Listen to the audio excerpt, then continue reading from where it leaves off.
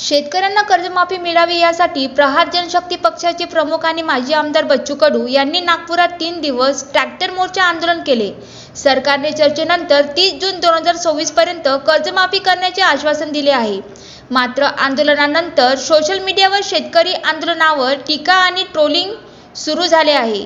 या पार्श्वभूमीवर बच्चू कडू यांनी अमरावतीत पत्रकार परिषद घेऊन भाजप कार्यकर्त्यावर आंदोलन बदनाम करण्याचा आरोप केला आहे। त्यांनी सरकारला इशारा दिला की ठरलेल्या मुदतीत कर्जमाफी न झाल्यास राज्यभर मोठे आंदोलन उभं केलं जाईल। तसेच शेतकऱ्यांना आवाहन केलं की कर्जमाफी होईपर्यंत सत्ताधारी पक्षांना मत देऊ नका। पत्रकार परिषदेला प्रहारचे पदाधिकारी आणि कार्यकर्ते उपस्थित होते। बच्चू कडू म्हणाले, कर्जमाफीच्या घोषणेमुळे शेतकरी तणावमुक्त झाला आहे। आरोप करणाऱ्यांनी आमच्या घराचा हवामहल बघायला यावं। Vidarbha city news, Amravati.